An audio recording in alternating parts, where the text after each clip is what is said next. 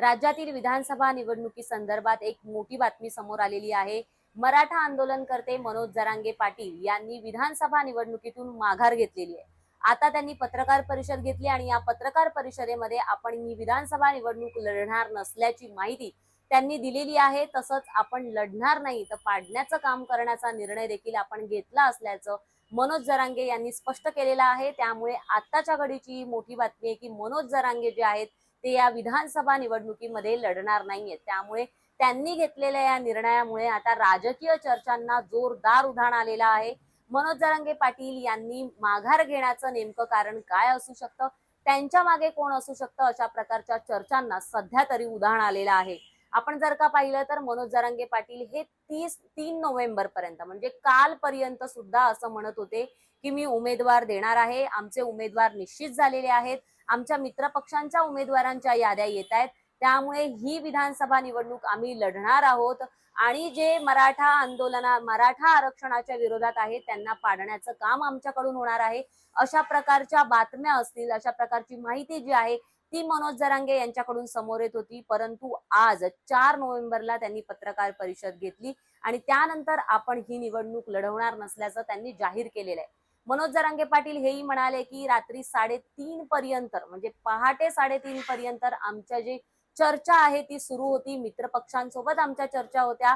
मराठा, मुस्लिम आणि दलित असे उमेदवार उभे करून आम्ही ही निवडणूक लढवणार होतो। आम्ही आमचे उमेदवार दिलेले होते, परंतु आमच्या मित्र पक्षांकडून उमेदवार जाहीर झाले नाहीत आणि त्यामुळे एका जातीवर निवडणूक लढवणं अजिबात शक्य नाहीये, ते खूप कठीण आहे आणि त्यातच जर का आमचा उमेदवार पडला तर आमच्या जातीची लाज जाऊ शकते, ते आम्ही होऊ देणार नाही आणि त्यामुळेच आपण या विधानसभा निवडणुकीतून माघार घेत असल्याची घोषणा मनोज जरांगे पाटील यांनी केलेली आहे। त्यांनी हेही सांगितलेलं आहे की ही संपूर्ण गोळाबेरीत जमवणं हे अजिबात शक्य नसतं।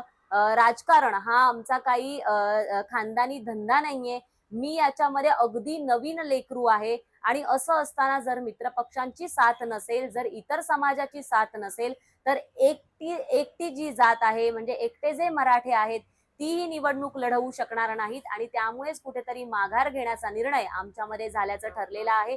तसंच या बैठकीमध्ये आम्ही असंही ठरवलंय की आम्ही विधानसभा निवडणुकीतून माघार नक्कीच घेतोय, परंतु पाडापाडीचं जे राजकारण आहे म्हणजे समोरच्या उमेदवारांना जे काही पाडायचा आम्ही निर्णय घेतलेला आहे त्यावर आम्ही ठाम आहोत आणि त्यामुळे पाडायचं जे राजकारण आहे ते आम्ही करणार असल्याचं मनोज जरांगे पाटील यांनी सांगितलेलं आहे। तुर्तास तरी त्यांनी ही विधानसभा निवडणूक जी आहे ती लढवणार नसल्याचा निर्णय घेतलेला आहे।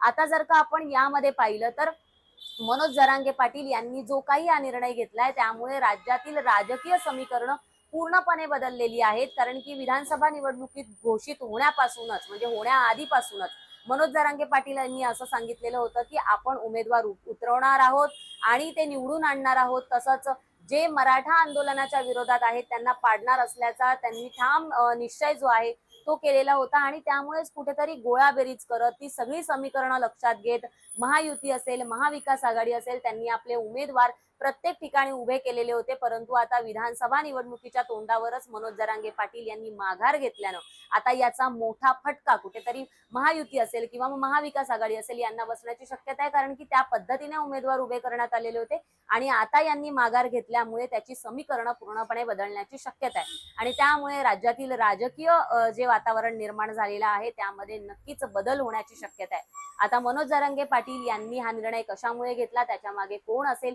या संदर्भातील चर्चांना उधाण आलेलं आहे, परंतु सध्या तरी आपल्या मागे कोणीही नसल्याचं आणि एकटी जात निवडून येणार नसल्यानं आपण ही माघार घेत असल्याचं कारण जे आहे ते मनोज जरांगे पाटील यांच्याकडून पुढे करण्यात आलेलं आहे।